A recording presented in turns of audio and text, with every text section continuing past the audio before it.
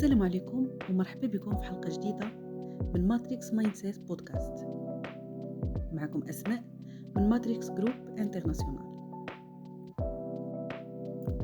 في الحلقات اللي فاتت هدرنا على علاش الناس كتبقى حابسة في بلاصتها. هدرنا على الفرق بين الطموح والوهم، وهدرنا على كيفاش تخرج من عقلية الضحية. اليوم غادي نهضروا على واحد السؤال اللي كيدور في بال بزاف ديال الناس، ولكن قليل اللي كيصرحوا به، اللي هو واش الفشل دليل على انك ما صالحش؟ الا فشلتي مره ولا جوج ولا حتى 10، واش هاد الشيء كيعني انك ما عمرك غتنجح؟ خليك معايا حتى الاخر ديال هاد الحلقه وغادي تبدل النظره ديالك على الفشل نهائيا. من صغر تعلمنا ان الفشل حاجه خايبه. في المدرسه الا فشلتي في امتحان كتحس براسك ناقص.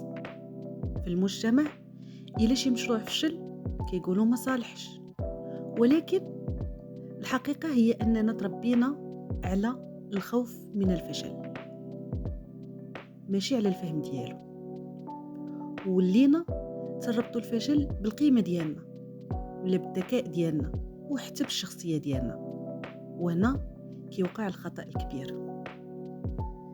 خاصنا نوضح واحد النقطه اساسيه: الفشل هو تجربه ماشي هوايه. الفشل كيعني محاوله ما نجحاتش، ما كيعنيش انك ما صالحش. ولكن بزاف ديال الناس كيخلطوا بيناتهم بجوج. كيقولوا انا فشلت عوض انهم يقولوا المحاوله فشلت، ومن هنا كيبدا جلد الذات والانسحاب وحتى التوقف. وهنا نقدروا نسولوا علاش الناس كتوقف من اول فشل. كاين 3 الاسباب كبار.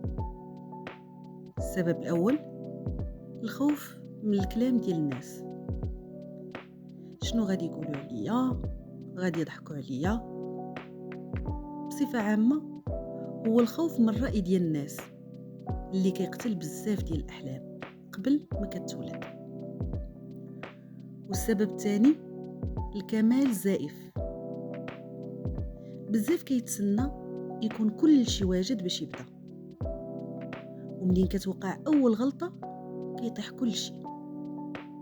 ولكن الناجح ما كيجيش من الكمال، كيجي من التعلم. السبب الثالث المقارنه بالناجحين. كنشوفوا غير النتيجه، ما كنشوفوش الطريق. كنشوفوا الشخص ناجح كنقولوا انا ماشي بحالو. ما كنعرفوش قداش فشل، قداش تعب، قداش بكى قبل ما يوصل. خليني نقولها لك بوضوح: كل انسان ناجح فشل اكثر مما كتصور، ولكن الفرق هو انهم ما وقفوش.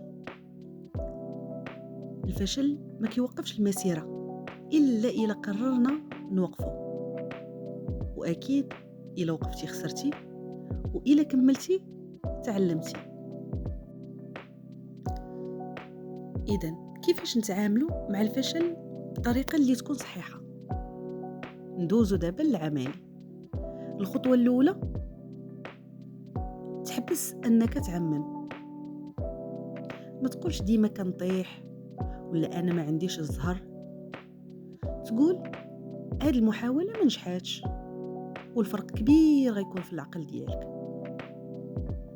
الخطوه الثانيه حلل بلا ما تجلد الذات ديالك.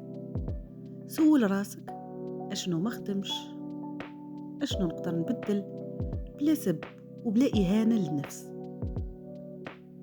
الخطوه الثالثه رجع حاول بسرعه، حيت اكبر حاجه بعد الفشل هي التوقف طويل.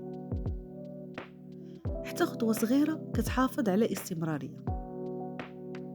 والخطوه الرابعه بدل التعريف ديال النجاح. النجاح ماشي عدم الفشل، النجاح هو الاستمرار رغم الفشل. دابا بغيتك تفكر اشنا هي آخر حاجة فشلتي فيها. ما تهربش منها، شوفها مزيان وسول راسك اشنو تعلمت منها واشنو نقدر ندير دابا مختلف. حتى هاد الأسئلة أكيد غتكون سبب النجاح. إلا وصلتي لهاد اللحظة فراك أقوى مما تظن. الفشل ما كيحددش قيمتك ولا مستقبلك. دير سبسكرايب، فعل الجرس وخلي تعليق باش نكملوا هالطريق مع بعضياتنا. وفي الحلقة الجاية غنهضروا على 5 الأفكار كتحبسك بلا ما تحس. كان معكم أسماء من ماتريكس جروب انترناسيونال، ونتلاقاو قريبا في حلقة جديدة من ماتريكس مايندسيت بودكاست.